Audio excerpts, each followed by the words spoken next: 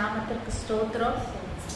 அவர் நாமம் மகிமைக்காக இன்று இந்த ஒரு சாக்கியத்தை கொடுத்த கிருபைக்காக அவருக்கு நன்றி. இன்று நம்ம பார்க்கிற வார்த்தை ஆவியானவர் கொடுத்த வார்த்தைன்னு நான் விசுவாசிக்கிறேன். என்னை மறைச்சு அவர் பேசணும்னு சொல்லிட்டு நான் அவர்கிட்ட ஒரு சின்ன ரிக்வஸ்ட்டை வச்சுக்கிறேன்.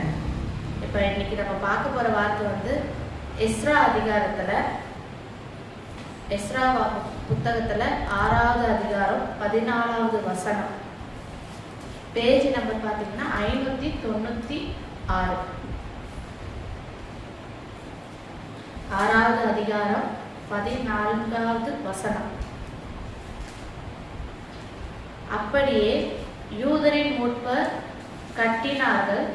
தீர்க்கதரிசியாகிய ஆகாயும் இத்தோவின் குமாரனாகிய சகரியாவும் தீர்க்க தரிசனம் சொல்ல வந்தபடியினால் அவர்களுடைய காலில் கைகூடி வந்தது. அவர்கள் இஸ்ரவேலின் தேவனுடைய கட்டளைப்படியையும் கோரேஸ் தரியும் பெர்சியாவின் ராஜாவாகிய அர்தசஷ்டா என்பவர்களுடைய கட்டளையின்படியையும் அதை கட்டி முடித்தார்கள். ஆமென், அல்லேலூயா. இது எப்படி எந்த அடிப்படையில் இந்த வார்த்தைனா, நீங்க திருப்பியும் மறுபடியும் ஒரு தடவை படிக்கும் போது இதுல வந்து 5 மனிதர்கள் குறிச்சு பேசியிருக்காரு.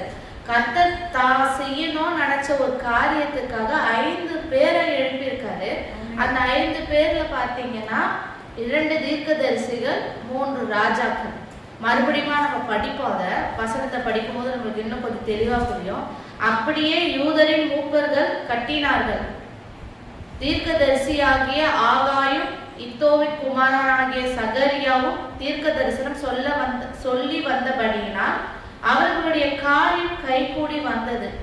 அவர்கள் இஸ்ரவேலின் தேவனுடைய கட்டளையின்படியையும் கோரேஸ் தரிவு பெர்சியாவின் ராஜாவாகிய அர்தசஷ்டா என்பவர்களுடைய கட்டளையின்படியும் அதை கட்டி முடித்தார்கள். இப்ப இதை நம்ம முதலாவது பார்க்கும்போது இது காரியம் கைகூடி வந்தது. காரியம் எப்படியா கைகூடி வந்ததுன்னா, அப்ப இஸ்ரவேல் ஜனங்கள் தாவீது வந்து ஆலயம் கட்டுறதுக்கு பொருள் எல்லாம் சேர்த்தாரு. தேவன் நீ கட்டல உன் பிள்ளைதான் கட்டுவாராங்க. சாலமன் வந்து அதுக்கான பொருள் எல்லாத்தையும் வச்சு சாலமன் ராஜா கட்டினாரு. ஆனா அவர் கர்த்தரோட நிலைச்சு நிற்காததால அவர் ராஜபாரத்துல இருந்து தள்ளப்பட்டாரு. அது எப்படின்னா, இன்னொரு நாட்டு ராஜா வந்து எல்லாத்தையும் எடுத்துக்கிட்டாரு. அந்த ராஜா என்ன இதுனா பாபிலோன் ராஜா. யாருன்னா பாபிலோன் ராஜா வந்து போர் பண்ணி அந்த ஆலயத்தை இடிச்சு அதுல இருக்கிற பொண்ணு வெளி எல்லாத்தையும் எடுத்துட்டும் போயிட்டாரு.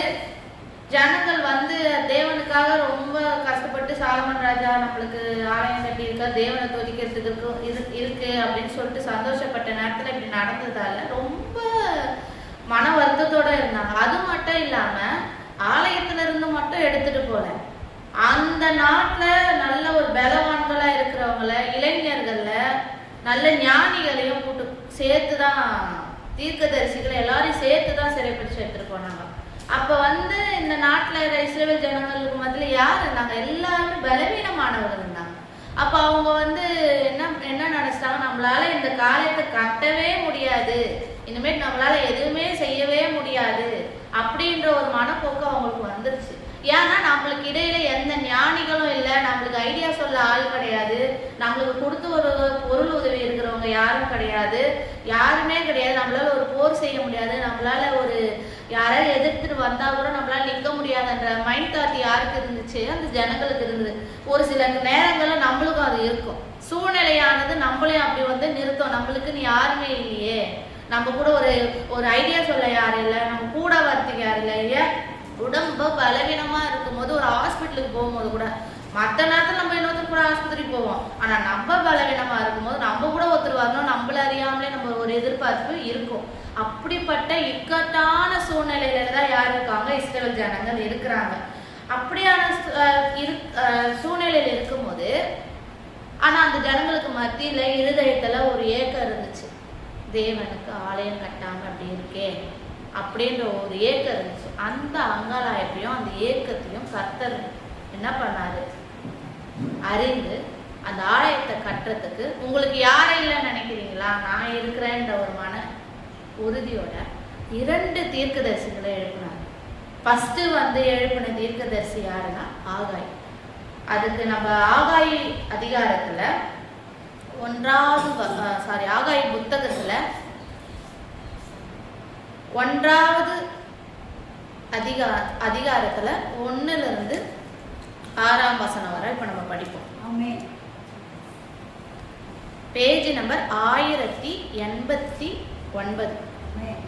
ஆகாய அதிகாரம் புத்தகம். ஆகாய புத்தகத்துல 1ஆம் அதிகாரத்துல 1லிருந்து 6.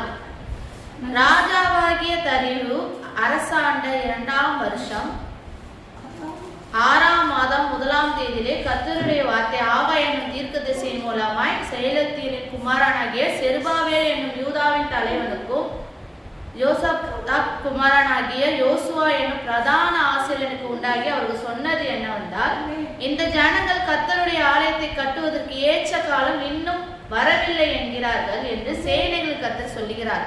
ஆனாலும் ஆகாய் என்னும் தீர்க்கதரிசியின் மூலமாய் கர்த்தருடைய வார்த்தை உண்டாகி அவர் சொல்லுகிறார், இந்த வீடு பாழாய் கிடக்கும் போது நீங்கள் மச்சு பாவப்பட்ட உங்கள் வீடுகளில் குடியிருக்கும்படியான காலம் இதுவே. இப்பொழுதும் சேனையின் கர்த்தர் சொல்லுகிறார், உங்கள் வழிகளை சிந்தித்து பாருங்கள். நீங்கள் திரளாய் விதைத்தாலும் கொஞ்சமாய் அறுத்து கொண்டு வருகிறீர்கள். நீங்கள் புசித்தும் திருப்தியாகவில்லை, குடித்தும் பரிபூரணம் அடையவில்லை. நீங்கள் வஸ்திரம் உடுத்தும் ஒருவனும் குளிர்விடவில்லை. கூலியை சம்பாதிக்கிறவன் பொத்தலான பையில போடுகிறவனாய் அதை சம்பாதிக்கிறான். உங்கள் வழிகளை சிந்தித்து பாருங்கள் என்று கர்த்தர் சொல்லுகிறார். 2வது அதிகாரத்துல 5ஆம் வசனத்தையும் பாருங்க. நம்ம மனநிலைய 1வது அதிகாரத்துல 1லிருந்து 6க்குள்ள நம்ம மனநிலையும் சொல்றாரு, நம்ம நிலைமையும் சொல்லிட்டாரு. ஆனா 2வது அதிகாரம் 5வது வசனத்துல, நீங்கள் எகிப்திலிருந்து புறப்பட்டு வருகிற போது நான் உங்களோட உடன்படிக்கை பண்ணின வார்த்தையின்படி என் ஆவியானவரும் உங்கள் நடுவிலே நிலை கொண்டிருப்பார், பயப்படாதீர்கள். நம்ம நிலைமையும் ஃபர்ஸ்ட் அதிகாரத்துல 1லிருந்து 6க்குள்ள நம்ம நிலைமை மனநிலை நம்ம நிலை எல்லாத்தையும் அத்தனை சொல்றாரு. உங்களால கட்ட முடியாதுதான், நீங்க சோர்ந்து போயிருக்கீங்க தான், நீங்க விதைச்சாலும் கொஞ்சம் தான் எடுக்கிறீங்க. நான் ரொம்ப பிரயாசம் பண்றேன்னா என்னால எடுக்க முடியல. அநேக நேரத்துல நேரத்துல நமக்கு அதுதான் நடக்குது. 2 மணி நேரம் 3 மணி நேரம் செஞ்சா நம்மளுக்கு இவ்வளவு அமௌண்ட் குவான்டிட்டி நம்மளுக்கு கிடைக்கணும்ன்றது நம்ம 10 மணி நேரம் செஞ்சாலும் நம்மளுக்கு கிடைக்கவும் மாட்டுது. அப்படி கிடைச்ச ஒரு தாளந்து கூட, ஒரு வருமானத்தை கூட நம்ம எடுத்துட்டு போய் எப்படின்னா ஒரு பொத்தல் பையில ஒரு குழியிலயோ போடுற மாதிரி கண்டும் காணாம நம்ம திருப்தியாக முடியாத அளவுக்கு தான் இப்ப போயிட்டு இருக்கு. அது எனக்கு தெரியும்னு சொல்லிட்டு 2வது அதிகாரத்துல என்ன சொல்றாருன்னா, எகிப்திலிருந்து புறப்படுகிற போது நான் உங்களோட உடன்படிக்கை பண்ணின வார்த்தையின்படியே என் ஆவியானவரும் உங்கள் நடுவில் நிலை கொண்டிருப்பார், பயப்படாதீங்க. அப்ப நம்ம தனிமையா இல்ல, அதனால பயப்படாதீங்க. என்ன காரணங்கள் என்ன சூழ்நிலைகள் வந்தாலும் நீங்க தனியா இல்ல, யார் இருக்காங்க? ஆவியானவர் இருக்கிறார், பயப்படாதீங்கன்றாரு. அடுத்தது 1ஆம் அதிகாரத்துல 13வது வசனத்தை பாருங்க. அப்பொழுது கர்த்தருடைய தூதனாகிய ஆகாய் கர்த்தர் தூதன் அனுப்பிய வார்த்தையின்படி ஜனங்களை நோக்கி நான் உங்களோட இருக்கிறேன் என்று கர்த்தர் சொல்லுகிறார் என்றார். என்ன சொல்றாரு? நான் உங்களோட இருக்கிறேன்னு சொல்லிட்டாரு. அப்படியே எப்படிப்பட்டவரா இருக்கிறாரு? ஆவியானவரா இருக்கிறாரு. ஆவியானவரா கூட இருக்கு. அதனால நம்ம படிச்சோம் இல்லையா, இன்னைக்கு படிச்ச வசனத்துல நம்மளுக்கு என்ன சொல்லியிருக்காரு? காரியம் கைகூடி வந்தது. காரியம் கைகூடி வர்றதுக்கு ஃபர்ஸ்ட் நம்மளுக்கு இருக்கிற குவாலிஃபிகேஷன் என்னன்னா, அவர் நம்ம கூட இருக்கார், அதுவும் ஆவியானவர் நம்ம கூட இருக்கார். அதனால கண்டிப்பா காரியம் கைகூடி வந்தது. இப்ப இந்த வசனம் இப்ப இந்த ஆகாய தீர்க்கதரிசி மூலமாக அந்த ஜனங்களுக்கு போகுது. சோர்ந்து போயிருக்கு, காஞ்சி போன இடத்துல ஒரு சொம்பு தண்ணி ஊத்துனா அந்த இடம் அவ்வளோ ஃப்ரெஷ் ஆயிடும். அந்த மாதிரி சோர்ந்து போயிருக்கிற அந்த இருதயத்துல தீர்க்கதரிசனம் இவ்வளோ நாள் அமைதியா இருந்துட்டு நம்ம நாட்டுல இருந்து எல்லாமும் போச்சு, எல்லாம் போச்சுன்னு நினைக்கிற நேரத்துல ஆகாய தீர்க்கதரிசி மூலமா ஒரு வார்த்தையும் கொடுத்துட்டாரு. ஜனங்கள் மத்தியில அது இது எப்படி இருந்திருக்கும்? ஒரு பூஸ்டா தானே இருந்திருக்கும். நம்மளும் சோர்ந்துருக்கும், விடு பார்த்துக்கலாம், தட்டி விட்டு ஒரு மனுஷன் சொல்லும் போதே நம்மளுக்கு சந்தோஷமா இருக்குன்னா, கர்த்தரோட தூதனானவர் சொன்ன வார்த்தையே ஒரு தீர்க்கதரிசி வந்து சொல்லும் போது அப்ப அந்த ஜனங்கள் மத்தியில எவ்வளவு ஒரு இதுவா இருக்கும், ஒரு உற்சாகத்துல வந்து ஆரோக்கியமா அவங்க என்ன பண்ணாங்க, அடுத்த கட்டத்துக்கு இருந்தாங்க. அதை மட்டும் விடல, இது ஜனங்களுக்காக தேவன் செஞ்சாலும் தேவன் ஒரு திட்டம் வச்சுட்டாரு, நோக்க வச்சுட்டாரு. என்ன, நான் கண்டிப்பா அந்த ஆலயத்தை கட்டுறதுக்கு நான் செயல்படுவேன்றதால அது மாட விடாம ரெண்டாவது ஒரு தீர்க்கதரிசியை எழுப்புறாரு. அது யாருன்னா சகரியா. நம்ம படிச்சிருப்போம் ஃபர்ஸ்ட் வசனத்துல படிச்சது போல, எஸ்ரா 6:14 படிச்சது. அடுத்தது யார எழுப்புறாருன்னா சகரியா. இப்ப சகரியா புத்தகத்துல 4வது அதிகாரம், பேஜ் நம்பர் 1904,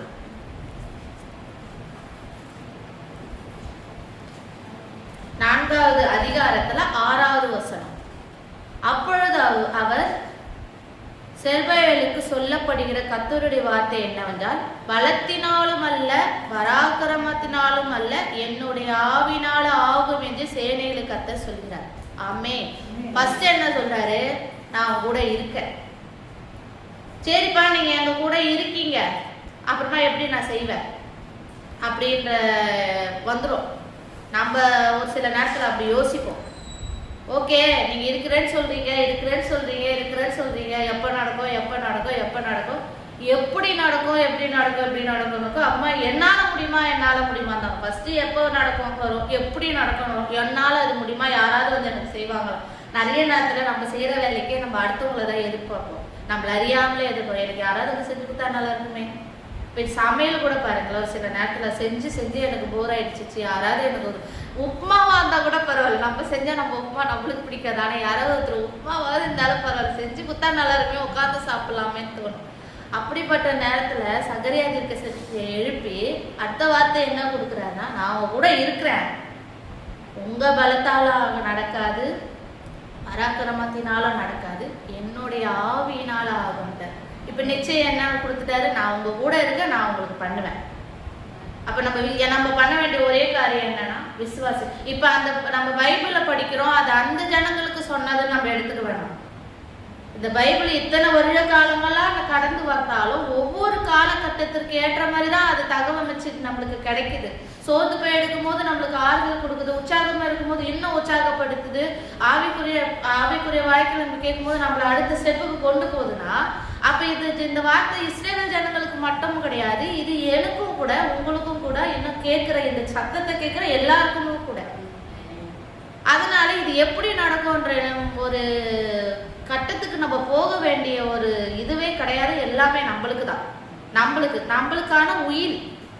அப்ப இது நம்ம ஏத்து அது உள்வாங்கி அந்த ஸ்பாட்ச் வந்து அந்த தண்ணியை உறிஞ்சிக்கிறோமா, நம்ம உறிஞ்சி நமக்குள்ள வச்சுட்டே இருந்தோம்னா நம்ம என்னைக்குமே காஞ்சி போக மாட்டோம், தேவை குறைஞ்சே போகாது. அவரை வச்சே அவர் தான் ஃபர்ஸ்ட் சோர்ஸ், நம்ம அவரை வச்சு எல்லாத்தையுமே பார்த்துக்கலாம். இப்ப 2 தீர்க்கதரிசிகளை கொண்டு ஜனங்களுக்கு தைரியம் கொடுத்துட்டாரு. சரி, நீங்க இருக்கீங்க, நீங்க தான் செய்வீங்க. அடுத்தது நம்ம மனித புத்தினா எப்படி செய்ய போறீங்க, நீங்க தான் செய்வீங்க, நான் செய்யல, ஓகே, எப்படி செய்ய போறீங்க. அதுக்கு தேவன் வந்து 3 ராஜாக்களை 3 காலகட்டத்துல எழுப்புறாரு. இப்ப ஃபர்ஸ்ட் அவர் தேவன் எழுப்புற ராஜா யாருன்னா கோரேஸ். அதுக்கு நம்ம படிக்க போற அதிகாரம் வந்து எஸ்ரா அதிகாரத்திலே 1வது அதிகாரம்.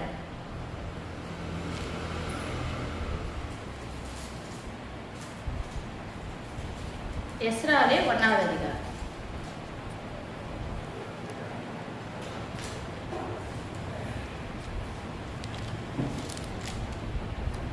1வது அதிகாரத்துல 1வது வசனத்துல இருந்து 4வது வசனம்.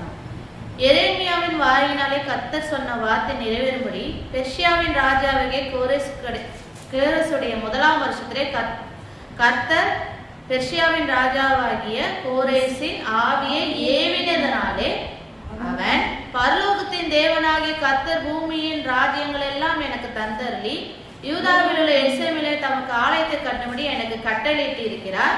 அவருடைய ஜனங்கள் எல்லாரிலும் எவன் உங்களுக்குள் இருக்கிறானோ அவனோட அவனுடைய தேவன் இருப்பாராக. அவன் யூதாவில் உள்ள எருசலேமுக்கு போய் இஸ்ரவேலின் தேவனாகிய கர்த்தருடைய ஆலயத்தை கட்ட கடவான். எருசலேமில் வாசம் பண்ணுகிற தேவனே தேவன். அந்த ஜனங்கள் மீதியா இருக்கிற எவ்விடத்தில் தங்கி இருக்கிறானோ அவ்விடத்து ஜனங்கள் எருசலேமில் உள்ள தேவனுடைய ஆலயத்துக்கென்று அவனிடத்தில் உற்சாகமாய் காணிக்கை கொடுத்து அனுப்புகிறது மன்றி அவனுக்கு பொன் வெள்ளி முதலிய திரவியங்களும் மிருக ஜீவன்களையும் கொடுத்து உதவி செய்ய வேண்டும் என்று பெர்சியாவின் பெர்சியாவின் ராஜாவாகிய கோரேஸ் அறிவிக்கிறார் என்று தன் ராஜ்யம் எங்கும் எழுதி அனுப்பி விளம்பரம் பண்ணினார். ராஜா லெட்டர் எழுதுறாரு.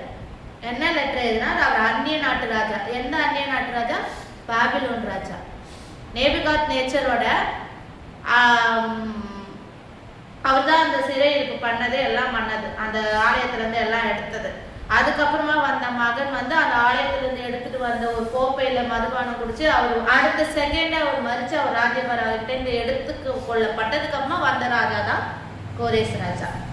இப்ப இவருக்கு என்ன ஏவல் வருதுன்னா, உள்ளுக்குள்ள கர்த்தர் எழுப்புறாரு. ஏன்னா வசனம் என்ன சொல்லுது? இது கர்த்தர் சொன்ன வார்த்தை நிறைவேறி பெர்சியாவின் ராஜாவை கோரேசோட 1ஆம் வருஷத்தில் கர்த்தரின் பெர்சியாவின் ராஜாவை கோரேசின் ஆவியை ஏவினதுனாலே அவன் கர்த்தருடைய ஆவி அவனை ஏவுது. என்ன ஏவுதுன்னா, இந்த அங்கிருந்து அடிமைப்படுத்தி எடுத்துட்டு வந்தாங்கல்ல, சிறைப்பிடிச்சு எடுத்துறது, அவங்களெல்லாம் அனுப்புங்க, யாரும் இங்க இருக்க கூடாது. உங்க மத்தியில இருக்கிறாங்கல்ல இஸ்ரவேல் ஜனங்களை கூட்டு வந்தோம்ல, அதுல தீர்க்கதரிசிகளும் உட்பட எல்லாரையும் கூட்டு வரல. முதலே நம்ம பார்த்த மாதிரி ஞானிகள் கூட, ஞானிகள்ல தீர்க்கதரிசிகள் வராங்க, பலவான்கள் வராங்க, செல்வந்தர்கள் வராங்க, எல்லாருமே வராங்க. அது நீ எல்லாரையும் அனுப்பு. எதுக்கு அனுப்பணும்? அங்க போய் அவங்க அந்த ஆலயத்தை கட்டணும். எல்லாரையும் அனுப்பு. எல்லாரையும் அனுப்புறது மட்டும் இல்லாம அவங்க நாட்டுல இருந்து கொள்ளடிச்சுட்டு வந்தோம்ல, கொள்ளடிச்சு எடுத்துட்டு வந்தோம்ல, அதையும் சேர்த்து கொடுத்தாங்க. பொண்ணும் பொருள் எது இருக்குதோ சேர்த்து கொடு. இல்லையா பொண்ணு அதையும் கொடு. இன்னொன்னு என்ன சொல்றாரு?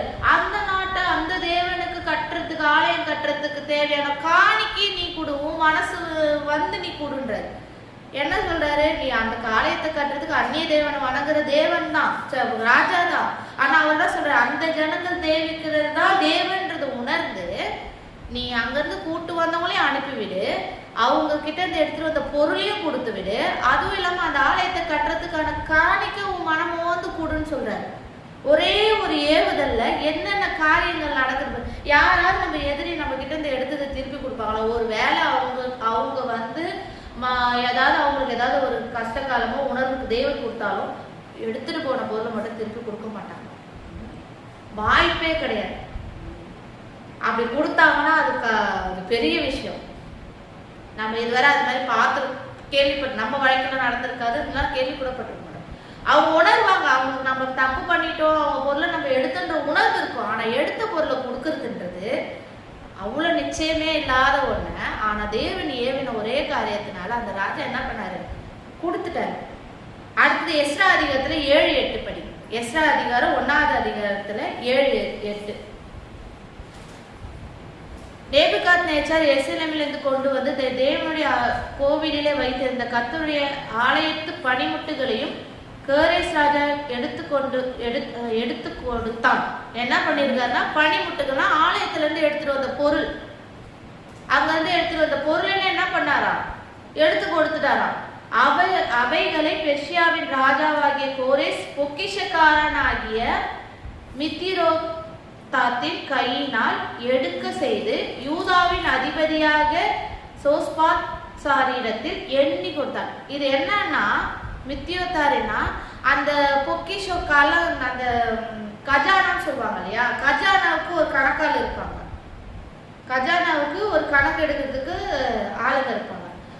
எப்படின்னா, உள்ள வரதும் கணக்குல இருக்கும், அவங்க கிட்ட இருப்புல இருக்கிறதும் கணக்கு இருக்கும், வெளியே போறதும் கணக்கு இருக்கும். இப்ப அதனால அங்க இருந்து ஆலயத்துல இருந்து எடுத்துட்டு வந்ததுக்கெல்லாம் கணக்கு எழுதி வச்சிருக்காங்க. ராஜா என்ன சொல்லிட்டாரு? நோட்டை எடு, கணக்கு பாரு, அங்கிருந்து எடுத்துட்டு வந்து ஒரு சின்ன பொருள் கூட இங்க இருக்கக்கூடாதுன்னு சொல்லி அந்த கணக்கு பார்த்து திருப்பி கொடுத்தாங்க. அப்ப திருப்பி கொடுக்கறது முக்கியம் இல்ல, ஒரு சின்ன பொருள் இது கூட இல்லாம திருப்பி கொடுப்பாங்க. இதுல நம்ம புரிஞ்சுக்க வேண்டிய 2 காரியம் என்னன்னா, சிறைப்பட்டு இருந்தவங்களே அனுப்ப சொல்லிட்டாரு, கூட பொருளையும் கொடுக்க சொல்லிட்டாரு. ஆனா பொருள் எப்படி ஒரு சல்லி பைசா கூட விடாம திருப்பியும் கொடுக்க சொல்லிட்டாரு. அப்ப நம்மளுக்கு அப்படி அந்த இஸ்ரேல் ஜனங்களுக்கு 2 காரியம் நடந்துச்சு. ஒரு ராஜாங்கம், சிறையிருப்பும் போச்சு, இழந்து போனதும் திருப்பி கிடைச்சிச்சு. ஆமீன். அதே மாதிரி நம்ம வாழ்க்கையிலும் இந்த வார்த்தையை கொண்டு நம்ம விசுவாசி எடுத்துக்க வேண்டியது என்னன்னா, நம்ம சிறையிருப்பு மாறும், கூட இழந்ததும் நம்மளுக்கு கிடைக்கும். அது எப்படி? ₹1 இல்லாம எக்ஸ்ட்ரா வட்டி போட்டு. ஏன்னா அவன் என்ன சொல்லியிருக்காரு? உங்க மன விருப்பத்தின்படி எக்ஸ்ட்ரா கொடுங்க. நம்ம இங்க ஆலயத்தை கட்டுறதுக்கு தானே சொல்றோம். நம்மளோட இழந்ததை, நம்ம வீட்டை ஆவிக்குரிய வாழ்க்கையை கட்டுவோம், நம்ம பிள்ளைகளை கட்டுவோம். நம்மளுக்கு கட்டுறதுக்கு நிறைய காரியங்கள் இருக்கு. நம்ம வீட்டை கட்டுறதுன்றது நம்ம சுயநலம் அல்ல. நம்ம வீட்டை கட்டி தேவ நாமத்தை நம்ம மகிமைக்கு நம்ம நின்னோம் அப்படின்னா, ரட்சிப்பின் பாதையில நம்ம நின்னோம்னா அநேக ஜனங்கள் அதை பார்ப்போம். நம்ம வீட்டை கட்டுறதுன்றது நம்ம ஆலயத்தை கட்டுறதுக்கு நம்ம எடுத்து வைக்கிற ஃபர்ஸ்ட் ஸ்டெப். நம்ம பிள்ளைகளை வழி நடத்துறது கட்டுறதுன்றது ரட்சிப்பின் பாதையில இருந்து நடக்குது. நம்ம எல்லாம் எடுத்து வைக்கிற ஃபர்ஸ்ட். நம்ம வீட்டை நம்ம சீர்படுத்திட்டோம்னா நம்ம ஆலயத்தை நம்ம கட்டுறதுக்கு ஒரு பலம் நம்மளுக்கு வரும். ஏன்னா நம்ம வீட்லயே நம்ம ஒழுங்கா இல்லை, நம்ம போய் என்ன பண்றதுன்ற ஒரு எண்ணம் வராது. அது இருக்கும், என்ன பண்றதுன்னு வரும். அதுக்கு நம்ம கட்டணும். ஆலயத்தை கட்டுறதுக்கான பலன் கொடுக்குற மாதிரி இதையும் கட்டணும். அப்ப இந்த முதல் ராஜா மூலமா அவர் எழுதின ஃபர்ஸ்ட் லெட்டர் அவர் எழுதுறாரு. எழுதி இதெல்லாம் பண்ணுங்கன்னு மந்திரிகளுக்கு நாடு ஃபுல்லா கொடுத்துட்டாரு. ஃபர்ஸ்ட் என்ன நடக்குது? சிறைப்பிடிப்பு போகுது, இழந்த பொருள் கிடைக்குது. இப்ப அடுத்தது என்ன பண்றாரு தெரியுங்களா? இது முடிஞ்சிச்சு. இது நடக்கும் போதும் ஒரு தடை வருது. எதுக்கு? ஆலயம் கட்டுறதுக்கு. அப்பா எப்படியோ இத்தனை வருஷம் கழிச்சு கட்டவும் ஆரம்பிச்சு சொல்லிட்டு போயிட்டாங்கன்னு சொல்லிட்டு எல்லாம் வந்துச்சு, தடை வருது. என்ன தடை வருதுன்னா, எஸ்ரா அதிகாரத்துல 4வது அதிகாரம், எஸ்ரா புத்தகத்துல 4வது அதிகாரம் 24வது வசனம்.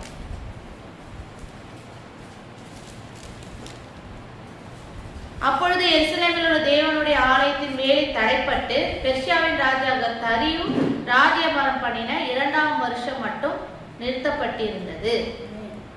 ரெண்டாவது எந்த ராஜாவை எழுப்புறாரு? ஃபர்ஸ்ட் கோரேஸ் ராஜா. ரெண்டாவது எந்த ராஜா காலத்துல அது தடைப்படுதுன்னா தரியு ராஜா தடைப்படுது. தடைப்படும் போது அவர் காலத்துல 2ஆம் வருஷத்துல தடைப்படுது. அடுத்தது ஏன் அந்த நேரத்துல அந்த ராஜாக்காவது ஆவியானவர் ஏவனாரு இருதயத்துல. ஆனா இந்த ராஜா திருப்பியும் அந்நிய தேவன் நம்ம தேவிக்கிறதா ராஜா எப்படி உங்களுக்கு அடுத்த லட்சம் எழுதுறாருன்னு பாத்தீங்கன்னா, எல்லாரையும் கூட்டு போனாங்கல்ல, அப்போ ஒருத்தர் மட்டும் அங்க இருக்கிறாரு. அந்த ராஜாவை கிட்ட தான் வேலையை செய்யறதுக்கு தேவன் அங்க ஒருத்தர் நிறுத்துறாரு. அது யாருன்னா தானியேல் அதிகாரம் எடுங்க. தானியேல் 1039வது பக்கம் 6வது அதிகாரம் 25வது வசனம். பின்பு ராஜாவாகிய தரியு தேசமெங்கும் குடியிருக்க எல்லா ஜனங்களுக்கும் ஜாதியாருக்கும் பாஷைக்காரருக்கும் எழுதினது என்னவென்றால், உங்களுக்கு சமாதானம் பெருக கடவுது. இந்த ராஜா 2வது ராஜா 2வது லெட்டர் எழுதுறாரு. முதல் வார்த்தை என்ன எழுதுறாரு? உங்களுக்கு சமாதானம் பெருக கடவுது. சமாதானம் பெருக கடவுது சொல்லும் போது என்னாச்சு? நல்ல நியூஸ் தான் அப்படின்ற ஒரு நிச்சயம். என் ராஜ்யத்தின் ஆளுகைக்குள் எங்கும் உள்ளவர்கள் யாரும் தானியேலின் தேவனுக்கு முன்பாக நடுங்கி பயப்பட வேண்டும் என்று என்னால் தீர்மானம் பண்ணப்படுகிறது. அவர் ஜீவனுள்ள தேவன், அவர் என்றென்றுக்கும் நிலைத்திருக்கிறார். அவருடைய ராஜ்யம் அழியாதது, அவருடைய கர்த்தத்துவம் முடிவு பரியந்தமும் நிற்கும். 27வது வசனமும் படிங்க. தானியேலை சிங்கத்தின் கைக்கு தப்புவித்த அவரை தப்புவிக்கிறவரும் ரட்சிக்கிறவரும் வானத்திலும் பூமியிலும் அடையாளங்களும் அற்புதங்களும் செய்கிறவருமாகிறார் என்று எழுதினார். என்னன்னா, அந்த ராஜாவை ஏவனது தேவ ஆவின்னு நம்ம பார்த்துட்டோம். இந்த ஆவியை ஏவணும்னா அப்பயும் திருப்பியும் தானியேல் மட்டும் இந்த தரியு ராஜா அந்த நேபுகாத்நேச்சரோட மகன் அந்த இடத்த கோப்பையில குடிச்சிட்டு தேவன் செவுத்துல விரல எழுதுது. அதுக்கு புரியல அந்த ராஜாவுக்கு. அந்த ராஜாவுக்கு புரியலன்னொன்னே தீர்க்கதரிசியை கூப்பிடணும். எல்லாரையும் அனுப்பியாச்சு. தானியேல் மட்டும் அங்க நிறுத்தி வச்சார். தானியேல் நினைச்சிருப்பாரு, எல்லாரும் போயிட்டாங்க, நான் மட்டும் இங்க இருக்கிறேன், எனக்கு மட்டும் ஏன் இந்த கொடுமை கஷ்டம் அப்படின்னு நினைச்சிருப்பாரு. ஆனா அதற்கும் ஒரு நோக்கம் உண்டு. அப்படின்னா நம்ம பாடுகளின் பாதையில நம்ம போறோம்னா அதுக்கும் தேவன் ஏதோ ஒரு நோக்கத்தை வச்சிருக்காரு. அந்த நேரத்துக்கு நம்மளால தாங்க முடியாது. ஆனா நம்மளை கொண்டு தேவன் நாம மகிமைக்காக தான் அங்க வச்சிருக்காருன்னு நம்ம உணர்ந்தோம்னா அந்த சூழ்நிலை நம்மளை ஈஸியா டேக்கிள் பண்ண முடியும். என்ன பண்றாருன்னா, செவரு உள்ள விரல் சேவத்துல எழுதுது, புரியல. அதுக்கு புரிய வைக்கிறதுக்கு யாராவது கூப்பிடுங்கன்னு அந்த ராஜா சொல்றாரு. அப்படி வரவர் யார் வராருன்னா தானியேல் வராரு. என்ன சொன்னாரு? உன்னை பொண்ணு பொருள் எல்லாம் தரேன், அதுக்கு எங்களுக்கு புரியல சொல்லுங்க. உன் பொண்ணும் வேணாம் பொருளும் வேணாம் ராஜா, என்னன்னா நீங்க தேவனுக்கு கோபத்தை உண்டாக்கிட்டீங்க, அதனால உங்க ராஜ்ய பலி எடுக்கப்படுது சொன்னோன்னா அவர் மறிச்சு எடுத்துட்டாரு. அப்ப வர ராஜா 62 வயசுல ராஜாவா வரவர் தான் யாருன்னா தரியு. எப்படிலாம் வருது பாருங்க. அடுத்தது எழுப்புறதுக்கு அந்த 62 வயசுல ராஜாவா ஆகுறது யாருன்னா தரியு ராஜா. அப்ப இப்ப நம்மளுக்கு அப்ப இருந்தவங்க பலவானா இருந்திருப்பாங்க, அவங்க 100-150 வயசுல இருப்பாங்க. இப்ப நம்மளுக்கு 50 30 30 இப்ப 30க்கு மேல வந்தாவே வயசான கேட்டகரியில் நம்ம வந்துடும். ஆனா இப்ப காலகட்டத்துக்கு 62 வயசுல ராஜாவாக 62 வயசுல ராஜாவானா எதுக்காகனா தேவன் நாம மகிமைக்காக. அவர் 62 வயசுல ராஜாவாயிட்டு அந்த காலகட்டத்துல நடக்கிறதுல என்னன்னா ராஜா கிட்ட சொல்றாங்க சுத்தி இருக்கவங்க என்ன, அந்த மந்திரிகள் அது ராஜா கட்டத்துல இருக்கிறவங்க என்ன சொல்றாங்க, யாருமே தேவனை சேவிக்க கூடாது, ராஜாவை மட்டும் தான் சேவிக்கணும் அப்படின்னா. ஆனா தானியல் 3 வேளை ஜெபம் பண்ணாரு. அதை போய் போட்டு கொடுக்குறாங்க, தானியல் மட்டும் உங்களை மட்டும் பார்க்காம ஜெபம் பண்றாரு அப்படின்னு. அப்ப ராஜா மனம் ரொம்ப விருப்பப்பட்டுலாம் சிங்கக்கபிக்குள்ள போடணும்னா அவர் சொல்லலை. அவருக்குள்ள ஒரு தயவு யார்கிட்ட இருந்துச்சுன்னா தானியல் கிட்ட இருந்தது. ஆனா அந்த சிங்கக்கபிக்குள்ள போட்டோன்னே ஒரு நைட்டு போட்டோன்னா அவர் போய் என்ன கேட்கிறாருன்னா, தாவீதே உண்மையும் இருக்கிற தேவன் உன்னை தப்பு வச்சாரா அப்படின்னு கேட்கிறாரு. உன் நாமம் வாழ்க ராஜா, உயிரோடு இருக்கிற என் தேவன் என்னை தப்பு வச்சாருன்னு தானியல் சொல்றாரு. அப்ப எழுதுற லெட்டர் தான் இது. அப்ப எழுதுற லெட்டர் தான் என்ன சொல்றாரு அவரு, 6வது அதிகாரத்துல 28வது வசனத்துல என்ன சொல்றாரு, உங்க சமாதானம் என் ராஜ்யத்தின் ஆளுகளுக்கு எங்கும் உள்ளவர் யாரும் தானியலின் தேவனுக்கு முன்பாக நடங்கி பயப்பட வேண்டும், என்னாலே தீர்மானம் பண்ணப்படுகிறது அப்படின்னு சொல்லிட்டு எழுதுறாரு. இப்ப அடுத்தது எஸ்ரால 6வது அதிகாரத்தை எடுக்கும்.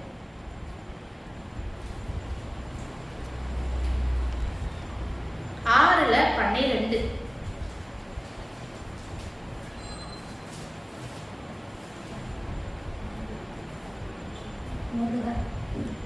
6:12 ஆகையால் இதை மாற்றவும் எருசலேமிலுள்ள தேவனுடைய ஆலயத்தை கெடுக்கவும் கொடுக்கவும் தங்கள் கையை நீட்டப் போகிற சகல ராஜாக்களும் சகல ஜனங்களும் தம்முடைய நாமத்தை அங்கே விளங்க பண்ணின தேவன் நிர்மூலமாக கடவுள் தரியுவாகிய நான் இந்த கட்டளை கொடுத்தேன், இதன்படி ஜாக்கிரதையா செய்ய கடவுது என்று எழுதி அனுப்பினார். ரொம்ப ஜாக்கிரதையா இருங்க, நான் தான் கேள்வி கேட்பேன்ற மாதிரி எழுதிட்டேன். அப்ப அது எப்படின்னா ராஜா எழுதுறதுக்கு ஒரு பவர் இருக்கு, அந்த பவர் இருக்கிறது இன்னும் ஸ்ட்ராங்கா சொல்றாரு.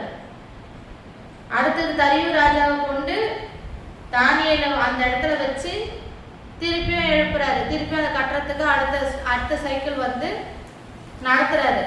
அப்ப ஏன் இந்த எஸ்ராவை எழுப்புறதுக்கும் தானியேலுக்கும் 2 பேருக்கும் அப்ப என்னாச்சு, தானியேல் அவன் நிறுத்துறதுக்கு இந்த ராஜாவை எழுப்புனதுக்கு எல்லாம் என்ன நோக்கம், இன்னும் தேவநாம மகிமைப்படுறதுக்கு, மறுபடியும் 2வது தேவநாம மகிமைப்பட்டு, அதுவும் அந்நிய தேசத்துல, சொந்த தேசத்துல இல்ல, அந்நிய தேசம், அந்நிய ராஜாவுக்கு புரியணும், அவருக்கு அந்த பயம் வரணும்னு சொல்லிட்டு தானியேலை கொண்டு இந்த விளக்கத்தை கொடுறாரு.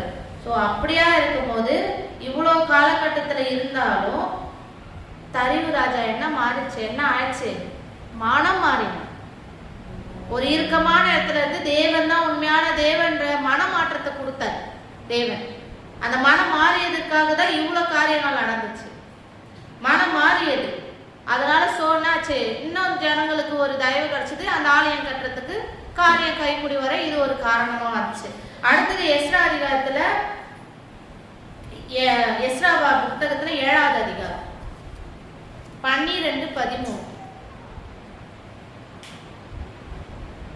ராஜாதி ராஜாவாகிய அர்தசஷ்டா பரலோகத்தின் தேவனுடைய நியாய பிரமாணத்தை போதிக்கிற உத்தம வேத எஸ்ரா என்னும் ஆசாரியனுக்கு பூரண சமாதானம் உண்டாதாக என்று வாழ்த்தி எழுதி என்னவென்றார். இப்ப அடுத்தது எழும்புற ராஜா யாருன்னா, நம்ம 3 ராஜா பார்த்தோம். அப்ப அடுத்தது எழும்புற ராஜா அர்தசஷ்டா. 3வது ராஜா யாருன்னா எஸ்ரா. அவர் எஸ்ரா தீர்க்க ஆச்சாரியனுக்கு பூரண சமாதானம் உண்டாது அவரும் முன்னா எழுதுறாரு, லெட்டர் எழுதுறாரு. 13வது வசனம், நம்முடைய ராஜ்யத்தில் இருக்கிற இஸ்ரவேல் ஜனத்திலும் அதன் ஆசாரியரிலும் லேவியரிலும் உன்னோடு கூட எருசலேமுக்கு போக மனப்பூர்வமா இருக்கிற யாரும் போகலாம் என்று தம்மாலே உத்தரவாகிறது. எப்படி அர்தசஷ்டா ராஜா மூலமா திருப்பி என்ன சொல்றாங்க, இன்னும் மிச்சம் மீதி யார் இருக்கீங்களோ போங்க. ஏன்னா இப்ப என்னடா இப்போ எடுத்தோம், ஃபர்ஸ்ட் ஒன்று செஞ்ச ஒரு தடை, ரெண்டாவது செஞ்ச ஒரு தடை.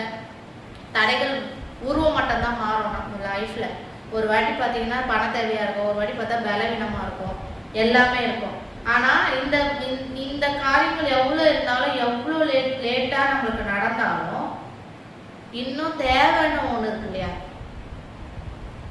ஆட்கள் அனுப்பியாச்சு, அவங்க எடுத்துட்டு வந்த இதுவும் கொடுத்தாச்சு, அப்புறமா அதுக்கான ஆள் பலமும் கொடுத்தாச்சு, பண பலமும் கொடுத்தாச்சு. ஆனாலும் ஒரு தடை வந்தது. ராஜா வந்து திருப்பியும் ஹெல்ப் பண்றாரு, திருப்பியும் ஒரு தடை வந்து திருப்பியும் அனுப்புறாரு. நம்ம லைஃப்ல கூட ஒரு சில காரியங்கள் எடுக்கும்போது, இப்போ நானே ஒரு பிஸ்னஸ் எடுத்தேன், 5 வருஷம் 6 வருஷம் ஆகுது, நல்லா போயிட்டு இருக்கும். டப்புன்னு பார்த்தா ஒரு 4 மாசம் அப்படியே ஸ்லோவா போகும். அது எனக்கு பார்த்தா தடையா தான் இருக்கும். ஆனா அந்த நேரத்துல நம்ம கத்திரிடத்துல காத்து இருக்கும் போது அடுத்த ஒரு புது பலனோட நம்ம எழுதுவோம். அடுத்தது அதுல என்னென்ன காரியங்கள் செய்யணுமோ சொல்றேன். இப்ப இந்த 7வது அதிகாரம் எஸ்ஆர் 7ல 16ல 20 படிங்க. 16:20. பாபிலோன் சீமை எங்கும் உனக்கு கிடைக்கும் எல்லா வெள்ளியையும் பொண்ணு உம்முடைய ஜனமும் ஆசாரியரும் எருசலேமில் தங்கள் தேவனுடைய ஆலயத்திற்கு மன உற்சாகமே கொடுக்கும் காணிக்கைகளில் நீ கொண்டு போகும். நீ ராஜாவினராலும் அவருடைய 7 மந்திரிமாராலும் அனுப்பப்படுகிறாய். 20வது வசனம் பாருங்க. பின்னும் உன் தேவனுடைய ஆலயத்திற்கு அவசியமாய் கொடுக்க வேண்டியிருப்பதை நீ ராஜாவின் கஜானாவிலிருந்து வாங்கி கொடுப்பாயாக. எடுத்துட்டு போனதா கொடுக்கலாம், நியாயம்.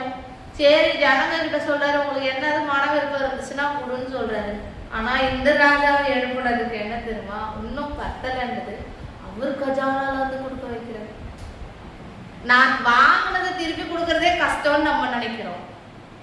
எனக்கு நான் சேவ் பண்ணி வச்சுக்கிறது இன்னொருத்தருக்கு கொடுப்போமா? என் பிள்ளைக்கு நான் பிக்சடு போட்டு வச்சுக்கிறது எடுத்து இன்னொருத்தருக்கு கொடுப்போமா? அது பிக்சடுன்னா நம்மளுக்கு கஜானா தானே. நம்ம லைஃப்ல இருக்குது அதானே கஜானா. ஆனா அந்த ராஜாவை எழுப்புனதுக்கான காரணம் அவர் நாட்டு அவர் கஜானாவில இருந்து எடுத்து கொடுக்கணும். அப்ப தேவன் ஒரு காரியத்தை செய்யணும்னு நினைச்சிட்டாருன்னா அவர் எப்படியானோ யாரை கொண்டும் செய்வார். அதுல எந்த விதமான மாற்றமும் கிடையாது. ஃபர்ஸ்ட் பார்த்துட்டோம், நான் உங்க கூட இருக்கிறேன். இது நம்ம சபைக்கும் சரி, இதை கேட்குற ஜனங்களுக்கும் சரி, விசுவாசிகள் சரி, கர்த்தர் சொல்றதுன்னா நான் கூட இருக்கேன். எப்படி நடக்கும்ன்றியா? என் ஆவினால ஆகும். ஐயோ எனக்கு பலன் இல்லைன்றியா? ஆள் இல்லை, எனக்கு தோது இல்லைன்னு நினைக்கிறீங்களா? நான் கட்டுல இருக்கிறேன்னு நினைக்கிறேம்மா? சிறை இருக்கும் போ, உன் சிறை இருக்கும். அது மட்டும் இல்லை, உனக்கு நான் பொருளையும் கொடுப்பேன். அதாவது இழந்ததை கொடுப்பேன். நான் இருக்கேன், என் ஆவினால ஆகும். என் சிறை இருப்பு மாறும். உன்கிட்ட இருந்து இழந்ததை கொடுப்பேன். அது உன்கிட்ட இருந்து இழந்ததை கொடுத்ததும் மட்டும் இல்லாம அந்நிய ராஜா கிட்ட இருக்கிற கஜானால இருக்கிறதே உனக்கு கொடுப்பேன். இவ்வளையும் கொடுத்தா காரியம் கைக்கூடி வராம போமா? போகவே போகாது. அப்ப இன்னைக்கு நம்ம விசுவாசிக்க வேண்டியது இந்த 5 காரியமும் எனக்குரியதுன்னு நம்ம விசுவாசி எடுத்துக்க வேண்டியதுதான். தேவனே நம்ம ஃபர்ஸ்ட் கேட்க வேண்டிய, எப்பா யாரு இருந்தாலும் இல்லைன்னாலும் நீங்க என் கூட இருங்க. அவ்வளவுதான். நீங்க இருந்தீங்கன்னா எல்லாம் கிளியர். அடுத்தது எப்படி செய்வேன்னா, ஆவியானவரை நீங்க என்னை விட்டு போயிடாதீங்க. ஆவியானவர் வருகிறது தெரியும், போகிறது தெரியாது. அவர் போகாதபடிக்கு நம்ம விழிப்பா இருக்கணும். அவர் பக்கா ஜென்டில்மேன். ரொம்ப தேவையில்லாம நம்மள வந்து டிஸ்டர்ப் பண்ண மாட்டார். தேவையான நேரத்துக்கு வருவாரு, தேவையான காரியங்கள் எல்லாமே செய்வாரு. ஆனா நம்ம கேர்ஃபுல்லா இருக்க வேண்டிய காரியம் எது தெரியுமா? அவரோட பாதையில தீர்க்கமா நிலைச்சிருக்கணும். அதுக்கான ஹெல்ப்பையும் அவரை கேட்கலாம்.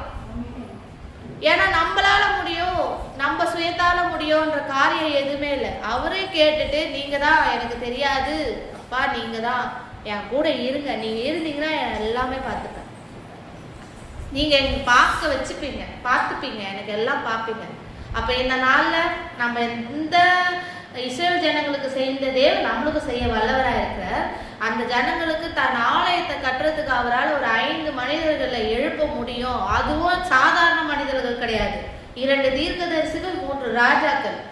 அதுவும் ராஜா வந்து மாறி மாறி லெட்டர் எழுதுறாங்க. அந்த தேவன் உண்மையானவர், அவருக்கு புகழும் உண்டாவதாக, அவங்களுக்கு சமாதானம் உண்டாவதாக, உண்மையான தேவன் அப்படின்னு சொல்ற அளவுக்கு அவங்க எல்லாம் அந்நிய தேவர்களை வணங்குற ராஜாக்கள் தான். ஆனா அப்படியாப்பட்டது என்ன விளங்குச்சாங்க?